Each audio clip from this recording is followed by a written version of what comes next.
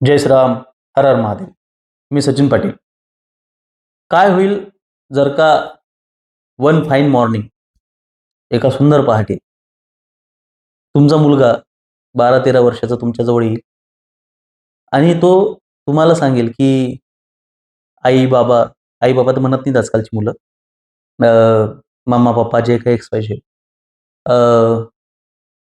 मला माझं sexual orientation सापडलंय. I identify myself as a girl. मी स्वतःला मुलगी म्हणून आयडेंटिफाय करतो. आता ऐकायला हे अतिरंजक वाटतं. असं तर होणार आहे. पण विचार करा, की जर का हे शाळेत शिकवलं जात असेल तर? हं?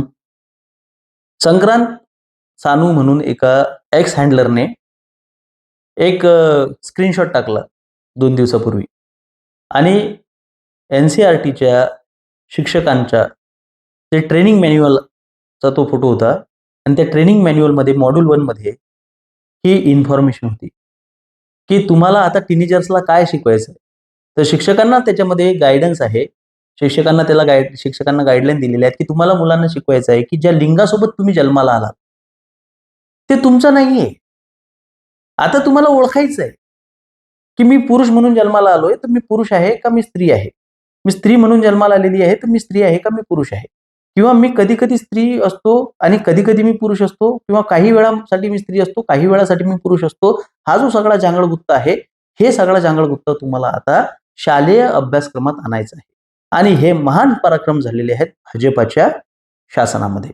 याच्यावर काउंटर म्हणून काही लोकांनी अशा पद्धतीने दाखवलेलं आहे, की बाबा हे 2012-2013 पासूनच हे ट्रेनिंग मॅन्युअल आलेलं आहे. तर याच्यापेक्षा दुर्दैवाची, दुर्भाग्याची गोष्ट काय असेल, की आमचे धर्मेंद्र प्रधान साहेब नेमकं करतायत काय तिथं शिक्षण मंत्री म्हणून? भाजपाकडे इतक्या वर्षाची सत्ता जर का हस्तांतरित झालेली आहे आणि तुम्ही त्या ट्रेनिंग मॅन्युअलमध्ये ही गोष्ट जर का तुम्ही कायमस्वरूपी ठेवत असाल, तर ही त्याहीपेक्षा अधिक लांछनास्पद आणि लज्जास्पद गोष्ट आहे असं तुम्हाला वाटू नये. यापेक्षा दुसरी फालतू, थुकरट आणि बेशर्मीची गोष्ट दुसरी कोणती असू शकते? हा मोठा प्रश्न पडतो. भाजपा शासनामध्ये भाजपा सत्तेत असताना आम्हाला आमच्या संस्कृतीचं संरक्षण होईल अशी जी आमची कल्पना आहे ती तुम्हाला पूर्णतः पुसून टाकायची आहे का? हाही मोठा प्रश्न आहे. त्याच्यामध्ये दुसरी गडबड काय आहे? तर त्याच्यामध्ये दुसरी गडबड अशी आहे, की त्याच्या जे कव्हर पेज आहे, त्या कव्हर पेजवर हिजाब घातलेल्या मुली, त्या ज्या ट्रेनिंग मॅन्युअल आहे त्याच्या कव्हर पेजवर हिजाब घातलेल्या मुली दाखवलेल्या आहेत. शाळेमध्ये युनिफॉर्म असला पाहिजे. तो युनिफॉर्म कशासाठी असला पाहिजे? कारण की सगळी मुलं सारखी दिसली पाहिजेत. कोणी कोणाचा मजहब, कोणाचा जात, कोणाचं हे लक्षात येऊ नये. पण असं असून सुद्धा तुम्ही आज त्याची साधी कव्हर पेज सुद्धा बदलवली नाही. तुमची काय रिस्पॉन्सिबिलिटी आहे? काय जबाबदारी आहे तिथे? आपण बघतो की परीक्षेच्या केंद्राच्या बाहेर तिथे पोलिसवाले असतात किंवा तिथल्या ऑथॉरिटीज असतात. आपल्या मुलींच्या शर्टाच्या बाह्या कात्रीने कापतात. ते मॉलेस्टेशन नाहीये. ती त्या मुलीच्या तो विनयभंग नाही आहे. ती स्त्री करते म्हणून तो विनयभंग नाही. असं कुठं सांगू शकतो आपण? विनयभंगाचा अर्थ काय आहे? की त्या स्त्रीला लज्जा उत्पन्न होईल असं वर्तन. ती भलेही स्त्री करत असली तरी सुद्धा तुम्ही पब्लिकली एका मुलीचे कपडे कात्रीने फाडताय आणि हिजाब घातलेल्या मुलींना मात्र जर का तुम्ही आतमध्ये परवानगी देताय शाळेच्या युनिफॉर्ममध्ये येण्यासाठी किंवा परीक्षा देण्यासाठी, तर खरोखर माझ्या देशामध्ये हे कोणत्या पद्धतीचं सेक्युलरिझम आहे भाजपाच्या राज्यामध्ये, याचा खरंच पुनर्विचार झाला पाहिजे असं तुम्हाला वाटत नाही का? आणखीन एक महत्त्वाची गोष्ट म्हणजे, की आपल्याला ज्या पद्धतीची ही न्यायव्यवस्था भेटलेली आहे, त्या न्यायव्यवस्थेमध्ये या संस्कृतीचे चिथडे उडवण्यासाठी कुठलीही गोष्ट आता बाकी राहिलेली आहे असं वाटत नाही. या जेंडर फ्लुइडिटीसाठी जर का आपलं सुप्रीम कोर्ट हजारो लाखो पेंडिंग पडलेल्या केसेसला बाजूला सारून जेंडर फ्लुइडिटीवर निर्णय देताना सांगते, की अशा पद्धतीने हे जे या विद्यार्थ्यांना जी शिकवण द्यायची आहे, ती शिकवण जर का रास्त आणि योग्य ठरवण्यासाठी जर का तुम्हाला सुप्रीम कोर्टातूनच जर का परवानगी येत असेल, की जेंडर फ्लुइडिटी हा व्यक्ती स्वातंत्र्याचा भाग आहे, हे सुप्रीम कोर्टाचं भाष्य आहे. यापेक्षा अधिक वाईट गोष्ट काय असू शकते? याच्या संदर्भात मी एक तुम्हाला किस्सा सांगतो, की एक प्रसिद्ध ब्लॉगर आहेत Facebookवर. त्यांनी एका महिलेसोबत असलेलं त्यांचं कन्व्हर्सेशन तिथे मांडलेलं आहे. त्या महिलेसोबत कन्व्हर्सेशनमध्ये तो लेख खूप चालला आणि त्याच्यामुळे मी त्या ब्लॉगरचं किंवा त्या महिलेचं कोणाच्याही नावाचा इथे उल्लेख करणार नाही. बऱ्याच लोकांनी तो वाचला असेल. ते कन्व्हर्सेशन अशा पद्धतीचं होतं, की ती महिला त्या पुरुषाला सांगतेय, की खरोखर ह्या गोष्टी आपल्या सोशल मीडिया किंवा मोबाईल किती घातक आहे आणि हे सांगत असताना ती सांगते, की जेव्हा लॉकडाऊन आलं, त्या लॉकडाऊनमध्ये मी आणि माझी मुलं आम्ही वेगळ्या खोलीत झोपायचो. नवरा-बायको आम्ही. हे फोक आहे ना, आम्ही फॉरेन कल्चर आहे ना. मुलांना वेगळ्या खोल्या पाहिजे असतात आमच्या ह्याच्यात. आम्ही इंग्रजांच्या पोटचे आहोत. तर त्याच्यामुळे ती अशीच एक वोक महिला सांगते, की बाबा आम्ही वेगळ्या खोलीत झोपायचो आणि वेगळ्या खोलीत झोपल्यामुळे काय व्हायचं, की बाबा काही दिवसानंतर माझा लहान मुलगा 5वी ला होता आणि जो मोठा मुलगा होता तो त्याच्यापेक्षा 3-4 वर्षांनी मोठा होता.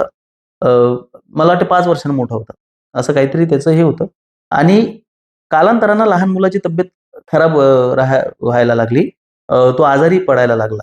त्याला सगळ्या डॉक्टरांना, दवाखान्यांना दाखवून झालं, पण त्याचं डायग्नोसिस होत नव्हतं, त्याचं कारण समजत नव्हतं. त्याचं मानसिक खच्चीकरण होत होतं, शारीरिक खच्चीकरण पण होत होतं. मग याच्यासाठी जेव्हा मी त्याचं निरीक्षण केलं, तेव्हा माझ्या लक्षात आलं, की त्याच्या प्रायव्हेट पार्ट्सवर म्हणजे खास करून गुदद्वारावर म्हणजे ज्याला आपण म्हणजे त्याच्या ॲनसवर जखमा होत्या, व्रण होत्या. मग मी खूप चिंतेत पडली आणि माझ्या मनात शंकेची पाल चुकचुकली म्हणून मी त्या खोलीत सीसीटीव्ही बसवली किंवा कॅमेरा लावला, समथिंग लाइक दॅट आणि त्यानंतर माझं शंका खरी ठरली आणि माझा मोठा मुलगा लहान मुलाचं लैंगिक शोषण करत होता हे त्याच्यातून समोर आलं. म्हणून मग मी काय केलं म्हणे, आता याच्यापुढे खरी गंमत आहे. त्या वोक महिलेने त्या लहान मुलाचं ते केलं चुल्यात. आता तिला हे पहा काय आहे, तिचा कन्सर्न पहा काय आहे, की I am concern about the sexual orientation of my elder child. माझ्या मोठ्या मुलाच्या, माझ्या मोठ्या आपल्या आमच्या चिरंजीवांच्या सेक्शुअल ओरिएंटेशन बद्दल मला खरोखर चिंता वाटायला लागली, की तो बायसेक्शुअल आहे, की तो गे आहे, की तो काय? मग मी त्याची सर्च हिस्ट्री चेक केली आणि नंतर वगैरे, वगैरे एक्स-वाय-झेड. काय नालायक बाई असेल हो ही? अ, पहिली गोष्ट तर ही अवदसा तुम्हाला का सुचते, की तुम्ही मुलं वेगळी झोपवता? कारण की फॉरेनमध्ये तसं होतं. तुम्हाला स्वतःच्या मुलांचं संरक्षण करता येत नाही. दुसरी गोष्ट म्हणजे की तुम्ही त्यांना इतकं सोशल मीडिया तुम्ही वापरायला देताय. तिसरी गोष्ट म्हणजे की ही गोष्ट कशा पद्धतीनं हाताळावी हे मी सांगायची गरज नाहीये. अतुल शर्मा नावाच्या एक महिला आहेत, ज्या सेक्स वर्करसाठी आणि आपल्या याच्यासाठी काम करतात, ह्युमन ट्रॅफिकिंगसाठी. महिला आहेत, त्यांचं नाव अतुल आहे. तुम्ही सोशल मीडियावर सर्च करा. खूप गाजलेले आहेत ते. त्यांचं एक पॉडकास्ट होतं. ते जे बोलतायत ना ते इल्लीगल आहे. म्हणजे अवैध आहे आणि बेकायदेशीर आहे. पण ते मॉरलिस्टिक आहे. कायदा आणि मॉरल याचं सध्या खूप मोठं भांडण चाललेलं आहे. लक्षात घ्या. ते कसं ते पण सांगतो मी. पण पहिली ही गोष्ट आहे का, की त्या अतुल शर्मांकडे एक महिला आली. ते या इंटरव्ह्यूमध्ये सांगतायत. ती महिला म्हणते, की माझी मुलगी 18 वर्षाची आहे. ती आमच्या तोंडावर दरवाजा लावते आणि म्हणते, "माय लाईफ, माय रूल. मला माझा स्पेस हवाय. तुम्ही परमिशन शिवाय तुम्ही आतमध्ये येऊ नका. माझा मोबाईल चेक करू नका. तुम्हाला माझा मोबाईल घ्यायचा काही अधिकार नाही. I am adult now." तर मग मला विचारलं त्या आईने, "मी काय करू?" ती म्हणते, "मी कशाला काय सांगू काय करायचं?" तर ते, "नाही, नाही, मला तुमची सल्ला पाहिजे." हातपाय तोड त्या पोरीचे. हे अतुल शर्मा बोललेत. लक्षात घ्या. कारण की तिला माहिती नाही. शी डझंट नो की बाहेरचं जग कसं आहे. बाहेर काय-काय होऊ शकतं. ग्रूमिंग गँग. अलीकडे एक किस्सा गाजला. मला आठवत नाही कॅनडाचा आहे का यूकेचा आहे तर, की शीख समुदायाच्या लोकांनी एका घराला घेरलं आणि घराला घेरल्यानंतर आतमध्ये त्यांच्या कम्युनिटीची एक मुलगी होती. ती 16-17 वर्षाची होती आणि तिच्यासोबत जबरदस्ती होत होती आणि ती इतर पोरं करत होती. पण तिथला कायदा हतबल आहे कारण की ती 16 वर्षाची होती आणि ती स्वतः कंप्लेंट करायला तयार नव्हती. आणि तिथे एज ऑफ कन्सेंट 16 आहे. म्हणजे शारीरिक संबंध ठेवण्याचं वय हे 16 आहे. आणि काही वर्षांपूर्वी मोदींनी एक निर्णय घेतला होता, की विवाहाचं वय मोदी सरकारमध्ये एक निर्णय येण्याच्या मार्गावर होता, की विवाहाचं वय 21 करावं. आपली लोकं वेड्यासारखी नाचायला लागली. येडझवी लोकं आहेत मोदी, हे तर मुमकिन आहे. त्याच्या विरोधात मी एक व्हिडिओ बनवला होता आणि त्याच्यात मी सांगितलं होतं, की बाबांनो, बालकांनो, बाळांनो, एज ऑफ मॅरेज वाढतंय, एज ऑफ कन्सेंट नाही. एज ऑफ कन्सेंट तर सरकार कमी करेल आणि आज खरोखर त्याच्यासाठी प्रयत्न होत आहेत, की एज ऑफ कन्सेंट म्हणजे शारीरिक संबंधाचं वय खरोखर कमी करण्याच्या मार्गामध्ये आपलं हे आहे, काय म्हणतात त्याला, कोर्ट, आपलं न्यायव्यवस्था, माननीय न्यायालय त्याच्यासाठी प्रयत्न करत आहे, की एज ऑफ कन्सेंट कमी व्हावं. 16 वर्ष त्याचं करण्यात यावं. म्हणजे तुमची मुलगी जर का 16 वर्षाची, 17 वर्षाची असताना ती जर का शरीर संबंध प्रस्थापित करत असेल कुण्या युवकासोबत, तर तुम्ही तिला कायदेशीर अडवू शकत नाही, बाधा घालू शकत नाही. पण एज ऑफ मॅरेज मात्र तुम्हाला 18 आणि कदाचित ते 21 सुद्धा होऊ शकतं. म्हणजे जी गोष्ट नैतिक आहे, त्या नैतिक गोष्टीला तुम्ही काय केलंय? वाढवलेलं आहे. त्याला तुम्ही त्याची परवानगी तुम्ही नाकारलेली आहे, की 16 वर्षाची मुलगी लग्न करू शकत नाही. पण जी अनैतिक गोष्ट आहे, त्याला मात्र तुम्ही परवानगी दिलेली आहे. या नैतिक अनैतिकतेच्या गोष्टीमध्ये हे जे न्यायालयाचं जे ढवळाढवळ सुरू आहे, की या जेंडर फ्लुइडिटीला शालेय अभ्यासक्रमामध्ये आणण्यासाठी न्यायालयाची खूप मोठी खूप मोठा रोल आहे. म्हणजे या देशाच्या एज्युकेशन पासून ते या देशाच्या न्यायव्यवस्थेपर्यंत, या देशाच्या प्रशासनापर्यंत, प्रशासनच नव्हे तर समाज सुद्धा, या गोष्टींना आजकाल लोकमान्यता मिळत चाललेली आहे. या गोष्टींना काय होत आहे, समाज मान्यता मिळत चाललेली आहे आणि समाज मान्यता मिळत असल्यामुळे आज शासन असो, प्रशासन असो किंवा सामान्य लोक असो, ह्या गोष्टीच्या विरोधात भाष्य, कारण की ते आधुनिक वाटणार नाही ना आम्ही. आम्ही अधिकाधिक आधुनिक वाटलो पाहिजे, आम्ही अधिकाधिक हे वाटलो पाहिजे, प्रगत वाटलो पाहिजे, ह्याच्यासाठी हा सगळा अट्टाहास सुरू आहे, हे आपल्याला दिसून येतं. त्यामध्ये आणखीन एक महत्त्वाची गोष्ट अशी आहे, की जेव्हा आपण पौरुष या विषयावर बोलतो, हे येन केन प्रकारेनं आपल्या समाजातून काढून टाकण्याचा हा जो, या तरुणांच्या डोक्यातून काढून टाकण्याचा हा जो प्रकार चाललेला आहे, याच्यावर काही लोकांचं मला असं म्हणणं येतं, की दादा पोरं जिम सुद्धा करतायत. पोरं जिममध्ये सुद्धा जातायत आणि ते टेस्टोस्टेरॉन सुद्धा बिल्ड करतायत आणि मसल सुद्धा बनवतायत. असा असा एक चेंज सुद्धा आपल्याला दिसून येतोय. हा चेंज चांगला आहे. आम्ही सुद्धा जिम करायचो. पण त्याच्यामध्ये सुद्धा एक गोष्ट खूप गंभीर आहे आणि खूप घातक आहे. ते म्हणजे स्टेरॉइड सारख्या गोष्टी. ज्या तुम्ही टेस्टोस्टेरॉनला शुद्ध निचोड लेते हो. त्याच्या क्षमतेच्या बाहेरच्या तुम्ही जे फिजिक बनवताय, हे अ, ज्याला म्हणतो आपण अनैसर्गिक, अप्राकृतिक तुमच्या ज्या फिजिक दिसतात. सगळ्यात महत्त्वाची गोष्ट म्हणजे की एक रिपोर्ट आहे की 2025 मध्ये एकट्या चांगले-चांगले 56 बॉडी बिल्डर मेलेत. सिद्धार्थ शुक्ला सारखी लोकं गेलीत. आपल्याला याची कल्पना आहे. अलीकडे सुद्धा पंजाबचा एक बॉडी बिल्डर गेला कार्डियाक अरेस्टमुळे. तर ह्या गोष्टी का होत आहेत? कशामुळे होत आहेत? तर आपण एक गोष्ट लक्षात घेतली पाहिजे. केवळ स्टेरॉइडच नाही, तर ओव्हर यूज ऑफ प्रोटीन सुद्धा हे किती, हे प्रोटीनचे डब्बे, म्हणजे आज जर का मी पाहिलं की ज्या पद्धतीनं आम्ही व्यायाम करायचो, आमचं एक ध्येय असायचं, माझ्या वस्तादांनी मला शिकवलेलं आहे, की खाल्लेलं पचवण्यासाठी व्यायाम असतो. व्यायामासाठी काही वेगळं खायची गरज नसते. तर मी आरोग्य माझं चांगलं राहिलं पाहिजे याच्यासाठी मी काय खावं आणि मी ते खाल्लेलं पचवावं, ते माझ्या शरीराला लागावं, असं त्यांची त्यांची स्वतःची एक वे ऑफ थिंकिंग होती. आज आज वे ऑफ थिंकिंग काय झालेली आहे, की मी कर्ज काढून, कर्जबाजारी होऊन मी माझी बॉडी बनवली पाहिजे. बापाला म्हणजे बिलकुल वाटेला लावतात लोकं, पोरं, आणि इतक्या महागीचं प्रोटीन ते कन्झ्युम करतात. हे कन्झ्युमरिझम वाढवलं जातंय. आजकालची पोरं स्किन केअर करतात. मला फार आश्चर्य वाटतं. अरे पुरुष आहात का तुम्ही? हां, त्याची खरोखर गरज आहे का? आवश्यकता असेल तर करा की. आवश्यकता असेल, पण खरोखर पुरुषाला, म्हणजे राणा संघाचं एक वक्तव्य मला आठवते, की मी एका सीरीज याच्यात बघितलं ते, जुन्या एका टेलिव्हिजन सीरीजमध्ये, की राणा संघा मुकेश खन्ना त्याची भूमिका करत होता. तो म्हणत होता, की पुरुषाचे दागिने काय असतात? तर चेहऱ्यावरचे हे जे व्रण आहेत म्हणे, हे पुरुषाचे दागिने असतात. आणि आजकाल आमची पोरं पिंपल जरी एक आला तर बोंबलत फिरतात. या पद्धतीची ही जी मानसिकता बनवल्या जाती आहे, स्किन केअर आणि ते ड्रिंक्स घेतले जातात वेगवेगळ्या पद्धतीचे, मेटाबॉलिझम चांगलं झालं पाहिजे आणि केरेटिन आणि वगैरे, वगैरे. ह्या ज्या गोष्टी तुमच्या डोक्यात ठासून दिल्या जातात.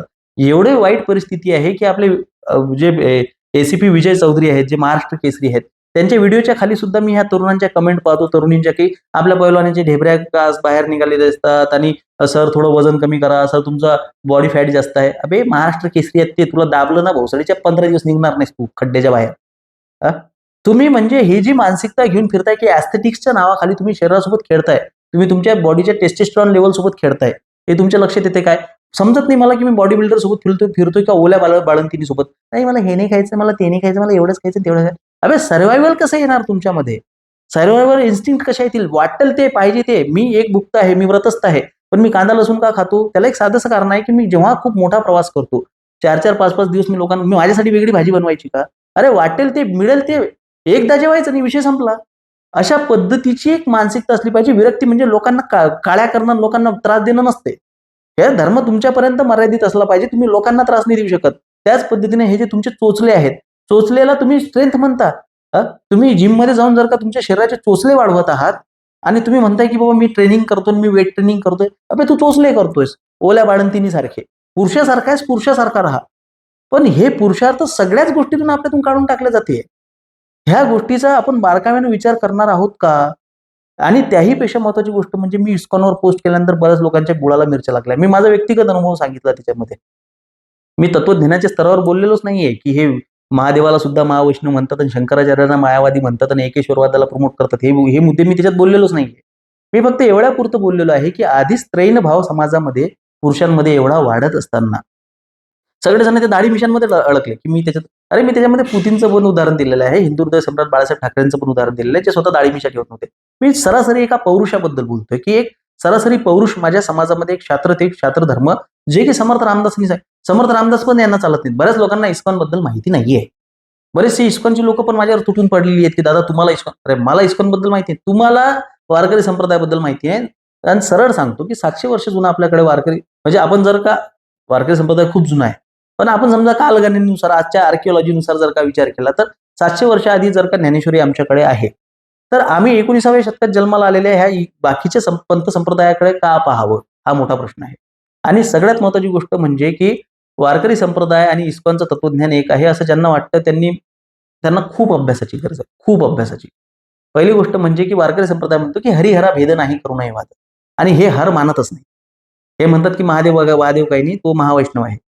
तर ते हे तुम्हाला बेसिक गोष्टी त्याच्यामध्ये मायावाद, लीलावाद ह्या गोष्टी, मला बऱ्याच लोकांनी ज्यांनी विरोधी कमेंट ते त्यांच्या पद्धतीने परमार्थ करत आहेत आणि ते प्रत्येकाने युद्ध करावं का? अरे प्रत्येकाने युद्ध नाही करायचं, मग कोण करायचं? आज चातुर्वर्णामध्ये तुम्ही जर का विचार केला तर आज प्रत्येकाला त्याच्या पद्धतीने लढावं लागणार आहे धर्मासाठी. आज आज त्या पद्धतीचं पौरुष समाजामध्ये आलं पाहिजे त्या पद्धतीने. म्हणून समर्थांनी सांगितलेलं आहे ना, कलियुगामध्ये शिवरायांचे 8वावे रूप, शिवरायांचा 8वा प्रताप, शिवरायांचे कैसे चालणे, शिवरायांचे कैसे बोलणे. कारण की तुमच्या समाजाला तशा पद्धतीचे आदर्श तुम्हाला उभे करायचे आहेत. तशा पद्धतीचे पौरुष असलेली लोक तुम्हाला उभी करायची आहेत. पण दुर्दैवाची गोष्ट अशी आहे की एफसी रोडवर जेव्हा एलजीबीटी कम्युनिटीसाठी जेव्हा मोर्चा निघतो, त्या मोर्चामध्ये त्या समाजाला समलैंगिकतेला प्रमोट करण्यासाठी छत्रपती शिवाजी महाराजांचा फोटो वापरतात. ती लोक शिवरायांचा फोटो वापरतात. आणि आमची लोक जर का अशी गुळगुळी होऊन जर का नामसंकीर्तन आणि भक्तीच्या मार्गाच्या नावाखाली पोरांमधलं पौरुष काढून घेत असतील, आणि मला व्यक्तिशः असं वाटतं की आज इस्कॉनने किंवा कुठल्याही पंथाने त्याची धोरणं थोडी बदलायला हवीत. त्यांनी त्यांच्यामध्ये थोडीशी रफनेस आणायला पाहिजे. थोडेसे तरुणांमध्ये टेस्टेस्ट्रॉन असतं, तरुणांमध्ये विद्रोह असतो, तरुणांमध्ये उद्रेक असतो.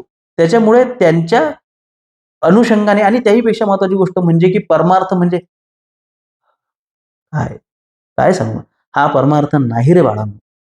कोण सांगितलंय तुम्हाला? इतक्या चेहऱ्यावर असा एकदम भाव आणून तुम्हाला, मला एक समजत नाही राव, हे कधीपासून सुरू झालंय माझ्या देशामध्ये? समर्थांना बघा तुम्ही, जगद्गुरु तुकोबारायांना बघा. हां? तुम्ही कुठल्याही भक्ती अरे कबीरांचे दोहे बघा ना तुम्ही. गांडू भडवे रंचडे, मर्दो के बेहाल, पतिव्रता भूको मरे, पेढे खायचे नाल. हां? अरे ज्या लोकांचा तुम्ही आदर्श घेताय, जयाशी वाटे जीवाचे भय तेने क्षात्र धर्म करू नये, काहीतरी बघुनी उपाय पोट भरावे. हां? म्हणून या पार्थ हेतू सांडूनी सर्वता तुझं क्षात्रवृत्ती झुंजिता पाप नाही. हे सांगणारे आपले संत सज्जन, हे कुठून किधर से आए बे ये? महाराज, परमार्थ करायचं, आपण प्रार्थना करायची, ईश्वराने काय. अबे तुम्हाला कर्म करायचंय, तुम्हाला तुमच्यामधला तो पौरुष तुम्हाला जागृत करायचा आहे. सगळीकडून त्या समाजातलं, शाळेतल्या विद्यार्थ्यांना जर का तुम्ही स्त्री आहात की पुरुष आहात हे जर का शिकवल्या जात असेल, तिथल्या पुरुषांना स्त्रीने केल्या जाते आणि स्त्रियांच्या मधलं पौरुष वाढवलं जाते. तुम्ही डॉमिनंट असले पाहिजे, तुम्ही डॉमिनेशन केलं पाहिजे. जेंडर इक्वॅलिटीच्या नावाखाली तुम्ही हे जे अप्राकृतिक गोष्टी या समाजामध्ये जबरदस्तीने घालण्याचा प्रयत्न करत आहात, आणि जबरदस्तीने आपल्या तरुणांच्या डोक्यामध्ये ह्या सगळ्या गोष्टी घालण्याचा जो प्रयत्न करत आहात, ओतण्याचा जो प्रयत्न करत आहात, तो चुकीचा आहे. आणि आपण अशाने समाजाला मातीत घालतोय, ही साधी गोष्ट आपल्या तरुणांच्या, आपल्या लोकांच्या, धर्ममार्तंडांच्या लक्षात येणं आवश्यक आहे. एवढाच माझा प्रयत्न आहे. तर भाजपाने जर का खरोखर आमच्या संस्कृतीच्या रक्षणाची जर का शपथ घेतली असेल, तर त्याच्या एज्युकेशन मिनिस्ट्रीने ह्या गोष्टीवर विचार करणं गरजेचं आहे. धर्ममार्तंडांनी सुद्धा स्वतःच्या गुळगुळीत भूमिका बदलण्याची गरज आहे. आणि सोबतच नामस्मरण, नामसंकीर्तनासोबतच क्षात्रतेज, क्षात्रधर्म, धर्मरक्षण या गोष्टी सुद्धा शिकवणे आवश्यक आहे. माझे विचार पटत असतील तर सहकार्य असू द्या. धन्यवाद. जय श्रीराम. हर हर महादेव.